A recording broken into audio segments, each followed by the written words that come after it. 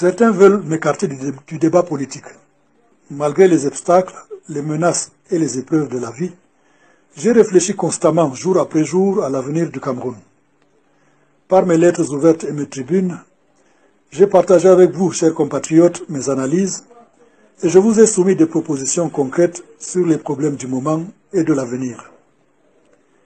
À l'approche des échéances électorales, que diriez-vous si je me taisais?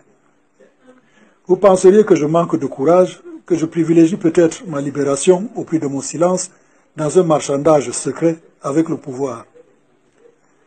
Au regard de l'expérience que j'ai acquise au service de notre pays et de ce que je lui dois, j'estime de mon devoir d'apporter ma contribution à vos réflexions afin que vous puissiez faire le choix utile pour le Cameroun. C'est ce que j'entends faire dans cette tribune qui s'adresse à vous avec modération, hors des polémiques, des clivages partisans et des querelles de personnes.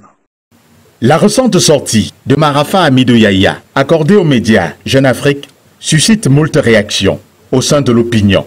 L'ancien ministre d'État, chargé de l'administration territoriale et de la décentralisation, lance un appel au secours à propos de son état de santé. Atteint d'un glaucome, l'ancien proche collaborateur du chef de l'État, écroué en prison depuis 12 ans, dit avoir déjà perdu l'usage de l'œil droit et craint aujourd'hui pour son œil gauche. Et d'après les spécialistes, une opération de dernière chance pour lui éviter de devenir totalement aveugle ne peut se pratiquer qu'à l'étranger. C'est depuis la veille de l'élection présidentielle de 2018 que Marafa Hamidou Yahya adresse à l'attention du chef de l'État des demandes d'autorisation d'évacuation médicale. Des correspondances toujours restées lettres mortes. Il dit ne pas comprendre pourquoi il est encore en détention alors que 5 autres personnes condamnées pour la même affaire sont en liberté. De ces exemples, il en déduit que son maintien en prison a un caractère politique. Des organismes internationaux qui militent pour les droits de l'homme ont exercé une pression sur le gouvernement pour sa libération, annonçant comme argument qu'il serait détenu en violation des lois internationales.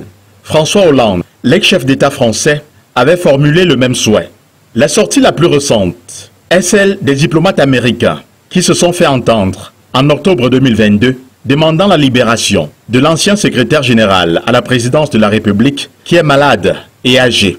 En dépit de toutes ces revendications et pressions internationales, Paul Biya est resté silencieux pour des raisons dont lui seul a le monopole, d'après une certaine opinion. Moi, je ne sais pas, il n'y a que peut-être le président de la République qui peut décider pour son cas. Puisque après tout, c'était quand même son secrétaire général. Bon, je crois qu'il a le dernier mot. C'est affaire politique qui le retient en prison. Et aujourd'hui, on ne comprend pas le pourquoi on le détient jusqu'à maintenant parce que déjà, il est fatigué. Il ne peut même plus faire autre action politique au Cameroun. Il est fini. Alors le gouvernement camerounais devait tout simplement le libérer. Bon, des cas où on ne le libère pas jusqu'à aujourd'hui, je pense que ça ne serait que le président Paul Biya qui peut savoir le pourquoi il le détient aujourd'hui. Qu'on a libéré, mais lui, on ne sait pas le pourquoi on le détient jusqu'à aujourd'hui. Puisqu'il est déjà fatigué, on devait quand même le laisser pour qu'il aille se soigner ou mourir aussi ailleurs que de le regarder en prison. La gravité de l'acte qu'aurait commis Marafa Hamidou Yahya ne lui enlève aucunement le droit de se faire soigner. Vous savez comment notre pays est gouverné? 2 poids, 2 mesures. Bon, si ta tête ne plaît pas à ceux qui nous dirigent, tu vas sauf que mourir en prison comme tant d'autres. Il n'y a pas seulement Marafa, il n'y a pas seulement Yves Fotso qu'on a libéré. Regardez le cas de Atangana, on l'avait arrêté loin au Nigeria. Qu'est-ce qu'il a bénéficié Atangana Kuma.